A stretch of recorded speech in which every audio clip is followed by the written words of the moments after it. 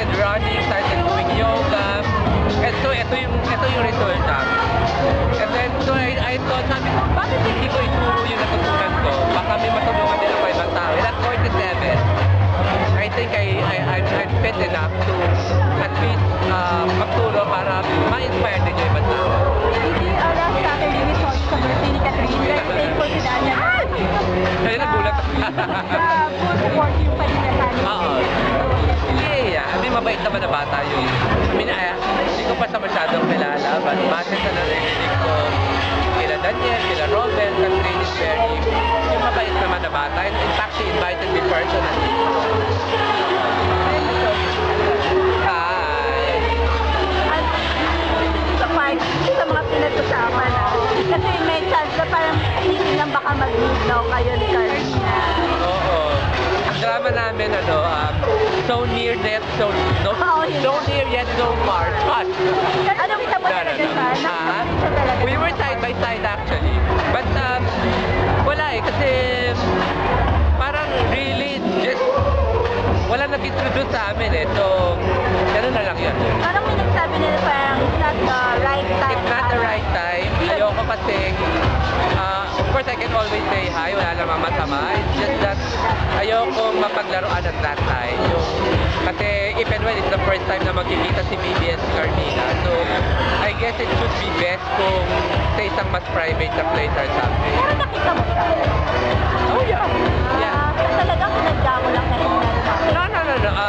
Hindi naman sa sinadya, but shows na hindi lang. naman sa sinadya, pero hindi lang nagkaroon ng pagkakataon. Pero before coming to the party, alam mo na nandun. Hindi ko alam. Oh. Hindi ko alam. Friend knowing alam mo na he was in the same Hindi na. Siguro nakalagay na sa isip ko yung kasi napakaliit itong mundong ito para sooner or later hindi kami magkita o magkausap or ng aksidente. So, nakahanda na ako doon anytime So, hindi na ako natataranta pag ganyan.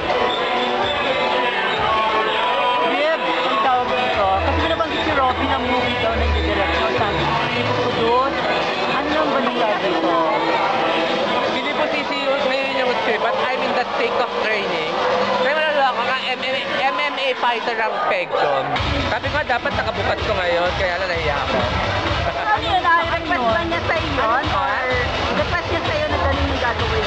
Hindi, kasi I have, parang nade-develop ko itong passion na to for kickboxing. So I'm doing it mga ilang months na. In fact, part of the program that I'm doing. So now I think it's best na gumawa na isang pelikula regarding that. Para... So may iba yung script kasi parang sabi ni Robin at that time about same-sex marriage. Hindi pa ready si Robby sa same-sex. Hindi parang hindi niya sabi niya ay naiisip niya. Kaya nga kinakailan yung balita na ewan ko ng Europe ulit. Baka naisip din another pelikula pero hindi pa yata sa pelikula club. Pero ano yung laman na pinag-usapan niyo ngayon? Ha? Latest update na pinag-usapan niyo about the project. Well, ito yung, kasi matagal na rin kasi namin pinag-usapan itong project na ito. Parang it's about time na mag-umpisa na. Napakagwapa naman na, teka